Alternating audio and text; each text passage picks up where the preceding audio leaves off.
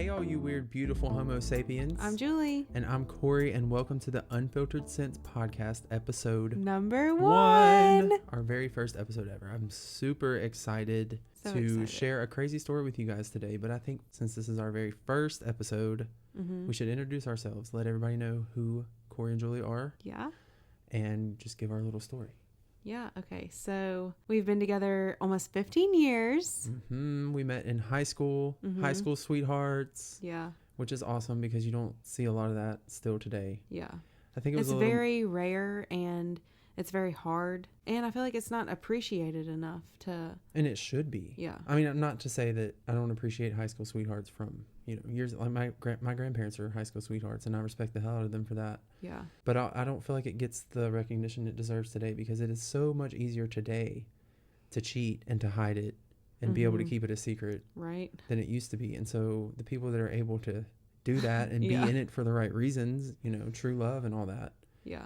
I don't know. I'm very proud of that. I'm super proud of that. Not to even say, like, there's never even been thoughts that have crossed my mind about wanting to cheat. And I think that's what sets us apart from so many people, is that we truly are best friends before we were lovers. Yeah, and I think that's key to any relationship, though.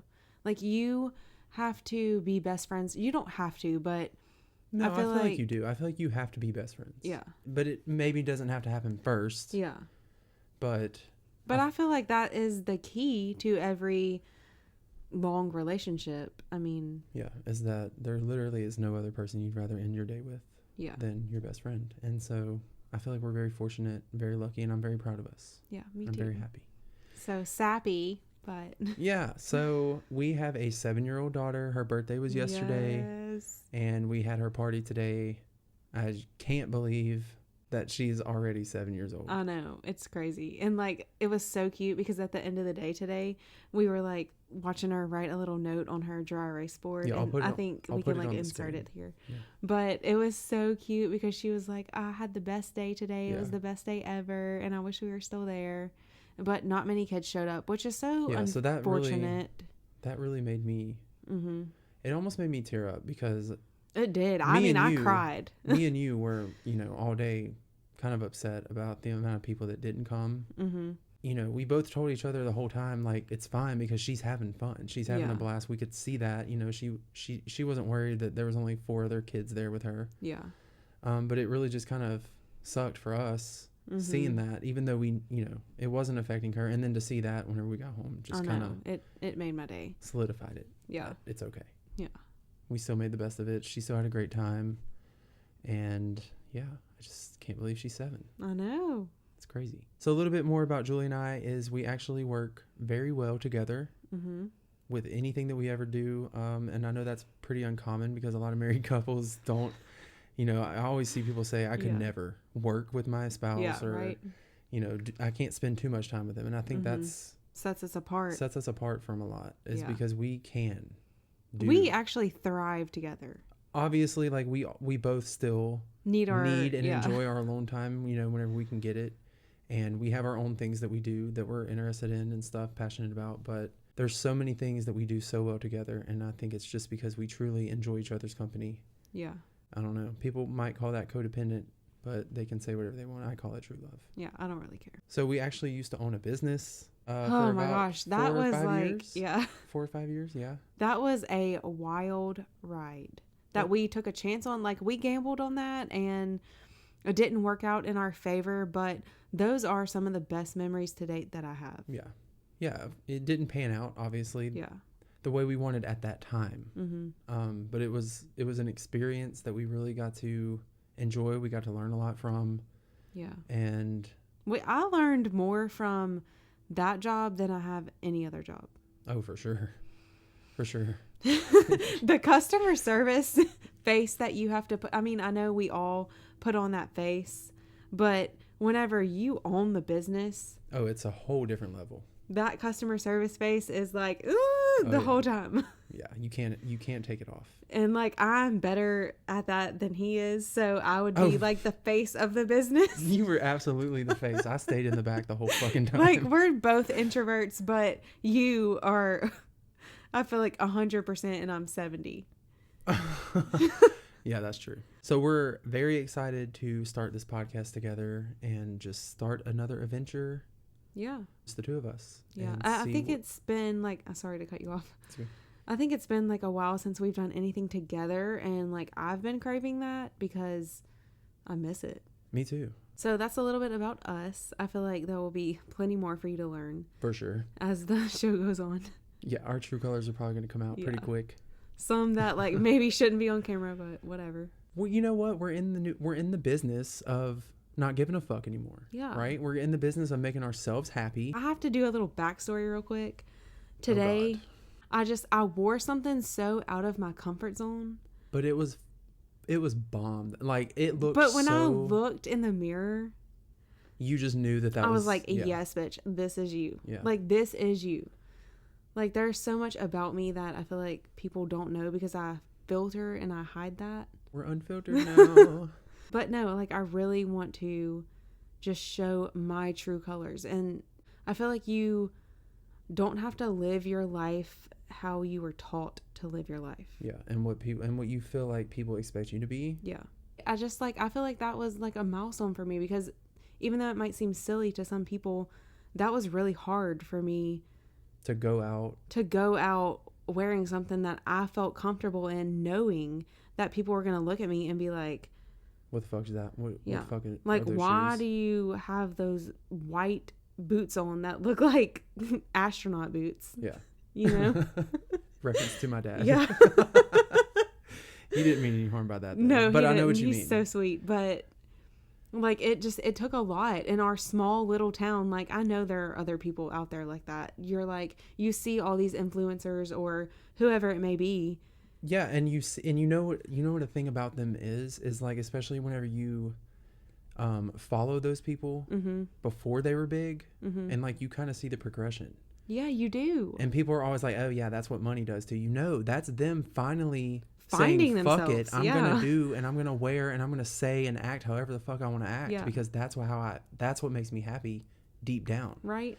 And I think the thing a lot of people miss with that is when people start to make it in like the fame world and they start to have all these eyes on them, they get so much hate. Like I can attest to that firsthand. I get so much hate now for singing that it's taken me a while to like adjust to that. But if you can imagine people on the next level who really make it, they get so much hate. And so they get to the point where they're like, you know what? If all these people are going to hate on me anyways, then why not do whatever the fuck I want? Then I'm going to wear what I want to wear. I'm going to say what I want to say. And that's why we always witness such a big change with people whenever you follow them from the start. And like people can say that's money, but I will disagree with that just because today I felt different with a pair of $20 boots that came from fucking Burlington. Yeah.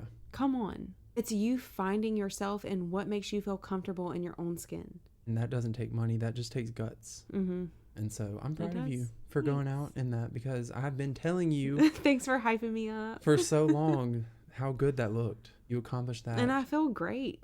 Yeah. Okay, so one thing we want to touch on every week is our event of the week is what we're going to call it. Week. Do you want me to start or you want to start? No, I'm going to let you go ahead and start. Okay. So, fuck, I forgot what my event of the week was.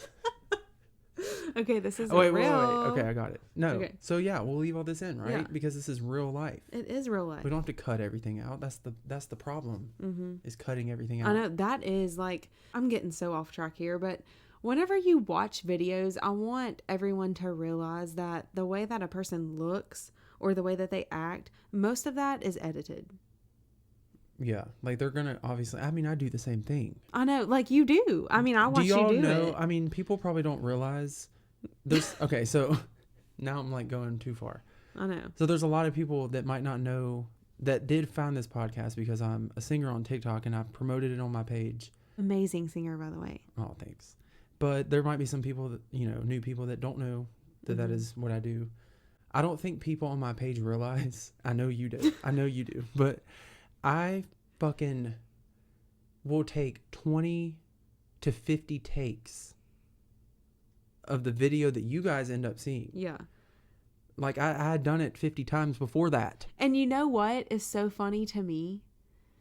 most of the time, the majority of the time, that you like what you actually post is probably like the first or second take. But really, you are a perfectionist, so you're I like, am. that is not good enough. If there is one thing, yeah, one little thing, if I blinked wrong, no, you'll be like, I have to do that again. Yep. No. I know. I'm trying to work on that. But that is what you guys see. Yeah. But that's what y'all see, and that's the story. Mm-hmm. That's the story, is that it's all fake. It really is all fake. You're not really seeing all the shit that goes into it and how hard people are on themselves. And yeah, like you won't see half of this, and that's just the reality of being behind the camera, I think. Okay, so my vent of the week, since we just got through the holidays, I want to say that, and I've been going back and forth with on if you whether or say not I it. want to say this on here or not. I think just we need to be real and say how we feel. Okay, so since we just got over the holidays, I'm sure a lot of people can relate to this. You know, we all have those people in our families who will try to make you feel so bad for not ever coming to see them until Christmas or Thanksgiving or something, you know, a big holiday like that. Mm-hmm. They make you try to feel like the biggest piece of shit because you don't ever see them. Yeah. Whenever, but see, the thing is about that is like, they're not reaching out to me either. As I'm leaving this person's house on Christmas, I thought we made it. Yeah. I thought we made it through the whole thing. And that's the thing, is I was expecting it, right? Because it's happened for the past 4 or 5 years that something has been said about the fact that I'm never around. I thought we made it through this whole party without it being said. But no, as we're walking out of the door, well, I hope to see you guys before next Christmas. Mind you, they have not reached out to me this entire year either. Mm-hmm. I've reached out to them twice. I will say that. I reached out to them twice you know, in the span of this year. Mm-hmm. I invited them to our daughter's birthday party last year. They didn't come. I truly feel like that relationship is one-sided. It's very one-sided. It's like I'm expected to put in 100% of the effort for the relationship. And no relationship should be like that. No. It doesn't matter what age you are. I mean, it just doesn't matter. It doesn't matter what the relationship is. Yeah. Nobody in that relationship should be expected to make all of the effort. Mm-hmm. And then be made out to be the bad guy when that relationship doesn't work. I'm over so many things. 2022 was really an awakening for me. Mm-hmm. And I'm just over so many people. I'm over so many toxic traits in people, family and friends. Like, I'm just done with it. I know. I feel like we try so hard to get disrespected at the end of the day. Yeah. So I'm sure there's a lot of people that can probably relate to that. It's, you know, you always get the guilt trip because it's the first time you've seen this person all year. Whenever, you know, we're young, we're busy, we have busy lives, and we aren't thinking about it as often as they obviously are. Yeah. You know, it's not going to cross my mind as much as it obviously crosses their mind. Obviously. That, maybe I should pick up my phone. Yeah. But they're just going to choose not to do it. I will say, you know, like, this really irks my nerves.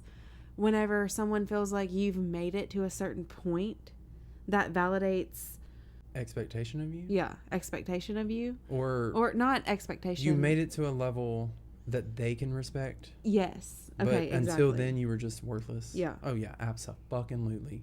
That's a whole nother event for a whole nother week. It is, but I'm just like, so many people showed me that side of them this year. Yeah. So many people. When things, you know, kind of started happening for me in the music industry, I got that from a lot of people, and I think that's what turned me off to so many things. Like, I can remember, like, I am a witness to so many people who have never gave a exactly 15 years about you before. 15 years that we've been together. She's seen it all. Yeah. She's seen, you know. And then all of a sudden, you know, they see a certain video pop off. They see you meeting certain people, and then they're all excited about it. When a year before that, you know, they could really give a fuck less about your progress. You think I'm going to sit here and give you all the fucking little details about how all that happened? And no, absolutely not. But, you know, it's kind of the same can be said about whenever we had our kid. Yeah. Oh, that is so true. There's so many people who... And to this day, completely wrote us off. Yeah. And our relationship and said we would never make it. So I'm going to say that probably 80% of people said that we would never make it. Mm-hmm. from the jump. Yeah, that's what people from were the saying. jump. And here we are, bitch. Here we are, 15 years later, happier than ever. Happier than ever, Billie Eilish. 2023 is our year. We're claiming it now. Mm-hmm. We're about to say deuces to a lot of people. Yeah. Literally, because we want to move. For our mental so health, bad. not, yeah. Well, we want to move for, our mental health Yeah. and our happiness. But and for our daughter. I do not want her to grow up around what she is currently experiencing in her everyday life. That is the hardest part about. And it took me a long time to change. Or, I'm not going to say change, to find myself. It took you a lot of time to unlearn. Yeah. To unlearn things that you were taught as a kid. Mm-hmm. That I don't agree with now. Like, I am my own person, and there's a lot that I grew up around that I don't agree with. So, now to get on to my event. Let's go. Okay. So, I feel like if you are not stuck up someone's ass, which I hope that... You know what? No. Sorry, go ahead. I hope that no one minds, cussing. Obviously, you shouldn't be listening to Unfiltered podcast. Yeah. Unfiltered Sense podcast should tell you right there that it's unfiltered. Yeah. So if this is just not your vibe, feel free. We're not going to get mad at you. Just don't listen. But don't come for us in the comments. Because we will come back. So it really irks my nerves whenever you are not actively stuck up someone's ass and then they treat you a certain way whenever they see you out and about. AKA, I think I know what you're talking about. We were like at a restaurant tonight, and I'm sure this person will see this, and like, I'm just gonna go ahead and say, since this is unfiltered, fuck you. Like, I am so much better than being treated like that. I feel like I'm more passionate about it because it was like a family and their kid, and of course our kid. It goes back to when we were discussing our daughter's party today and how a lot of people didn't show up. Mm-hmm. It kind of goes back to that because, we've put in a lot of time, energy, and I've put up with a lot of fucking shit with these people for a long time. Yeah. And I have too. Like, they have said so many things that are disrespectful to me, my character, my body image. But see, we decided to walk away from it because we don't roll that way. Yeah. And it was toxic to us. It was toxic to our daughter. So we walked away from it. Yeah. So because we weren't stuck up their ass anymore. Yeah. Number one, they didn't show up to our daughter's birthday party, even though we showed up to all their kids' birthday parties. Yeah. Number two, we walk into this restaurant and then they act like they've never seen us before in their life. And it's like, I was totally prepared though, because I can be fake in the right situation. And I'm not saying like you should be fake all the time in every circumstance, but there are times whenever we all know as adults that you kind of just have to, put on a smile. But I was just like, okay, you're really going to look at me like that? Like, bitch. Yeah. And let's not get this confused with we're hurt because we're not friends. Like, that's the last thing. That's the last thing we care about. I don't even think we ever considered ourselves friends. No, I don't think we did either. That's just like my little vent of the week. Mm-hmm. That's a good one. I mean, I had a feeling that was going to be yours because... Yeah. Well, that pissed me off. I'm like, okay, bitch, you're going to act like after all the conversations that I've had with you and all the times that we've had together and all the times that I've put up with your fake ass, fat shaming husband. And then you're going to treat me like you have never even seen me a day in your life? Yeah. It's okay if you don't want to say hello to someone. That is okay. Or do you feel like you should be like fake nice? No, fuck being cordial. Okay. Fuck being cordial unless it's like a certain type of situation where you have to benefit something else or someone else. Fuck being cordial. Yeah. Once you have one disagreement in something, the relationship shouldn't be done. Yeah. But there are so many people like that if you don't agree with exactly what they say or believe or think or do, then you mean absolutely nothing to them. Yeah. And they will be really quick to show you that the second you start standing up for yourself. And so that's why I feel like so many people around us are dropping. Yeah. I do too. I would rather be true to myself at the end of the day than be fake to someone who I love and adore and look up to. Yeah. Well, I'm going to be true to myself. It's all about inner peace. And another big part of that is raising my daughter the way that I believe. Differently than we were raised. That is my goal for her. Differently than we were raised. And it's not even like we're trying to push these things on her. Like, we're not trying to say, this is you what have we believe. to agree with if somebody wants to change their sex, you have to agree with that. Yeah. I want her to grow up in a world where she is able to make that decision herself. Okay, so we ventured off a lot. Yeah, I think we were just only supposed to do our events of the week. Yeah, And then we came this far. Yeah, but I feel like it's good information. I mean, that's what a podcast is, right? Podcasts are for talking. Right? We talked. Yeah. For a long time. I think more than we meant to, but that was good for our soul. Yeah. Okay. So do you want me to tell you the story that I have? Yes, finally. Okay, let's get into the story. Okay, so have you ever heard of the Ford Pinto? Well, I have, yes. Okay. And only because I think my grandparents used to own one. Really? I don't think anybody in my family... I've never heard anybody in my family talk about having one. Really? We'll have to ask my mom. Yeah.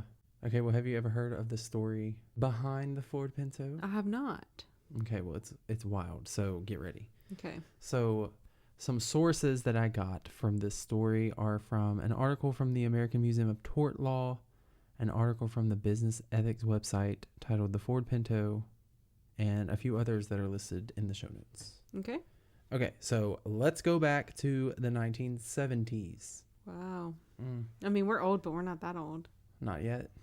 Not yet. Yeah. One day that's what people are going to be saying about the 2000s. I know. I feel like they kind of already are. I know. Yeah, so 1970s, this is when subcompact cars were really popular, like the Beetle, Volkswagen Beetle, stuff like that, because of how affordable they were for a lot of people.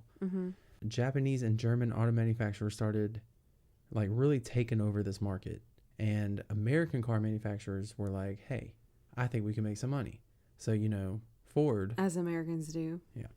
So Ford Motor Company was one of the first to kind of tap into the subcompact car market. So at this time, the president of Ford Motor Company, his name is Lee Iacocca, decides to create a car called the Ford Pinto. And he wanted the car to weigh no more than 2,000 pounds and cost no more than $2,000, which in today's money is like $15,000. Wow. Ish. That's pretty cheap. So he wanted this car to be ready for the new lineup of vehicles in 1971. So he really rushed like the production and stuff of this vehicle. So yeah, you can kind of already see where this is going. Some shortcuts were taken. Yeah.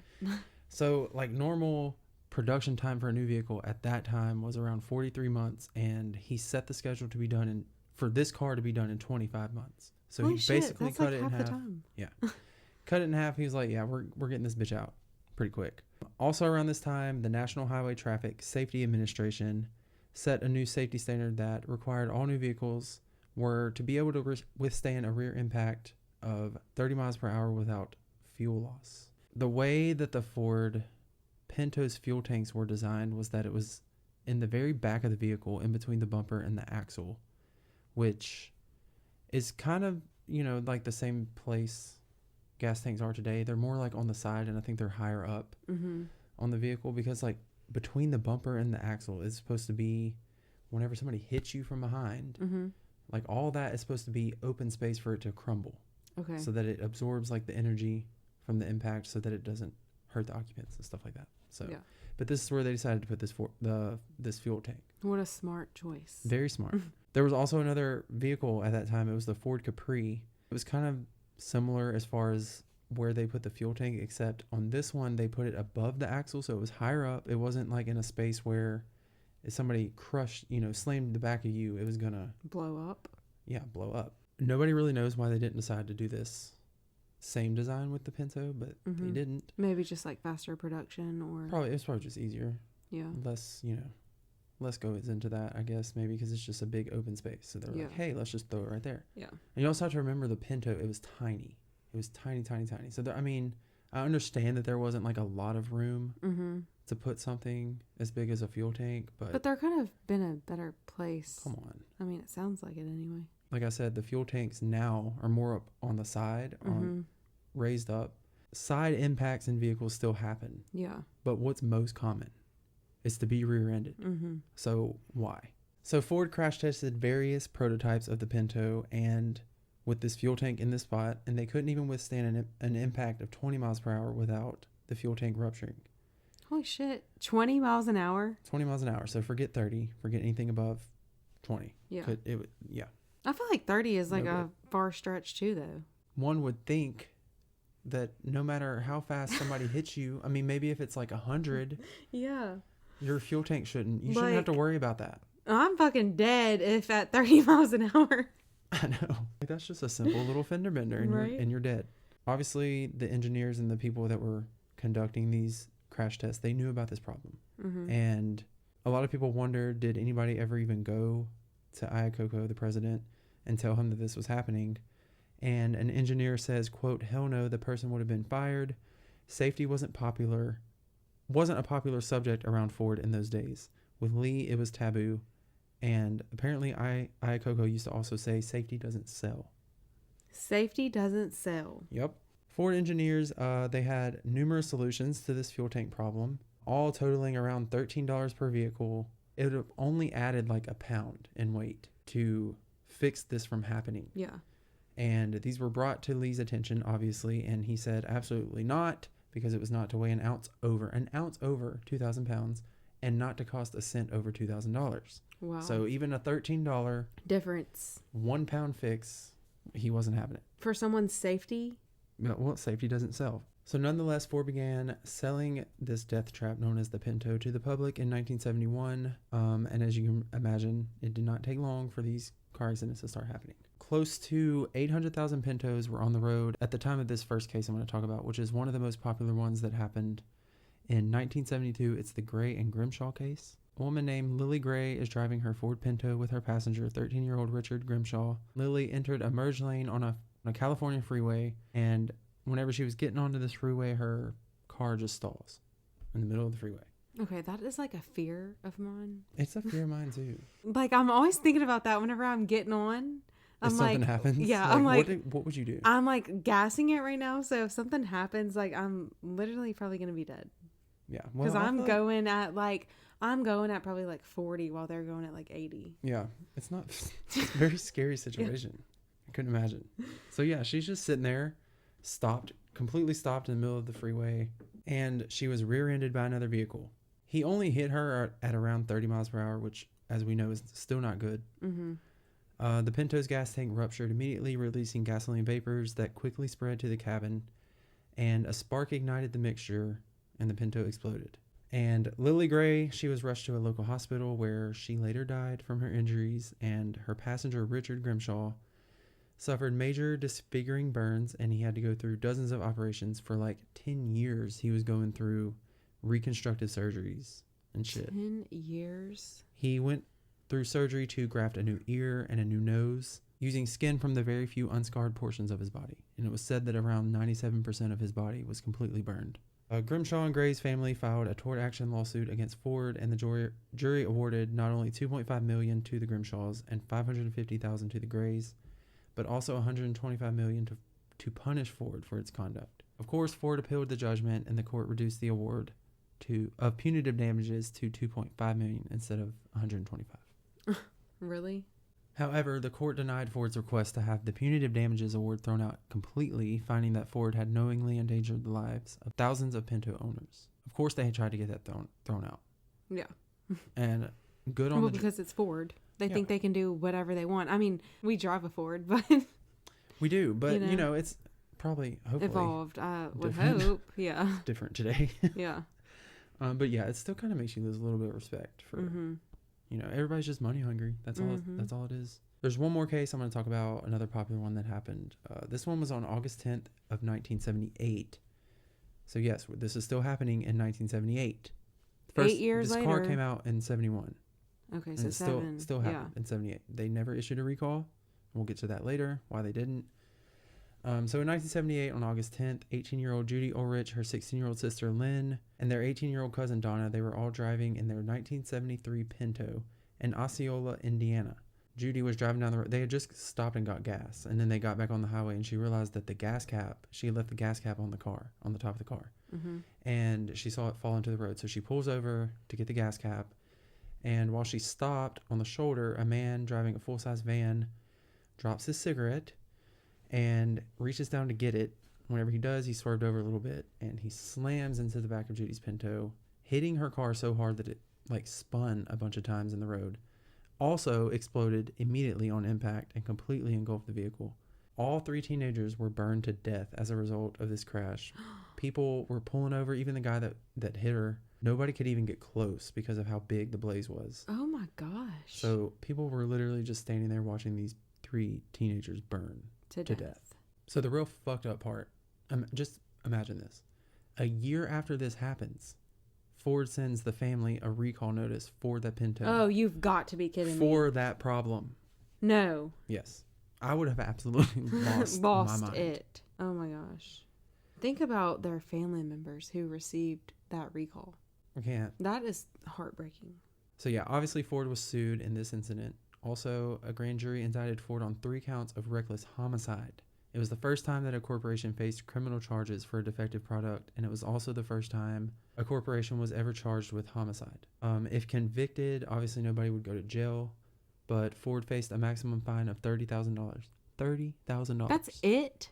That's it. You've got to be kidding me. A former head of the National Highway Traffic Safety Administration testified on Ford's behalf, actually, stating that the Pinto's design was no more or less safe than any other car in its class. Do you believe that? I find that to be bullshit, because there was an obvious problem, and they knew about it before they even produced the car. And they just didn't want to spend the money and take the extra time. $13, yeah. They didn't want to. Safety didn't sell. So in 1980, Ford was found not guilty. Civil suit was settled for $7,500 to each plaintiff. $7,500? Yep. The Grimshaw and Indiana cases, those are just a couple of, there's said to be more than 100 lawsuits that were filed because of design flaws that resulted in the cars exploding. It is estimated that between 500 and 900 deaths resulted due to these fuel tanks blowing up, although Ford claims that only 23 fire-related deaths occurred. That's crazy. Such a simple solution. You know, it's already fucked up enough that they knew about it, but then when the shit started happening and they didn't issue a recall. Yeah. Yeah. And here's why they did not recall the Pinto. So, you know, it's a money-making business. That's all that matters. Yeah. I mean, Lee even said it himself. So they crunched some numbers and they did some estimates, and they decided that it was more profitable to not make these changes.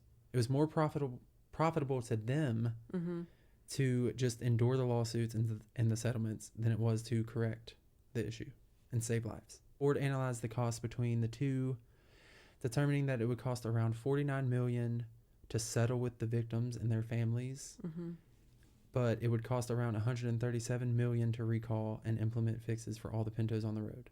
So it was cheaper to just let these people die and deal with the consequences of that. Wow. How do you sleep at night, though? You know, the sad part is I bet they did. Because they were rich and powerful. Yeah. Following a years-long investigation by the NHTSA, Ford finally recalled all 1.5 million of its 1971 to 1976 Pintos, as well as 30,000 Mercury Bobcats, which was Canada's version of the Pinto, for the fuel system modifications. Burning Pintos had become a public embarrassment to Ford. Get this, its radio spots included the line, quote, "Pinto leaves you with that warm feeling." That was in their commercials. What? For the car. You have got to be kidding me. That is not funny. It's not funny, but it's like, what the fuck? How the fuck did they get away with putting that in their radio line? It's so sick. It's so sick. So it's like almost like they were mocking those families. They were mocking the whole situation. The fact that they knew leaves you with that warm feeling. Like, they knew exactly what they were doing. It's so fucked up. There's only said to be around like 10,000, less than 10,000 Pintos on the road today. So hopefully you never see one. But God, guys, if y'all see one of these cars driving on the road, stay 20 car lengths back. Yeah, I'm going to have to look up like what these look like, because I mean, I don't want to be anywhere near that shit. Especially like if you have someone who is near and dear to you in the car with you. Yeah.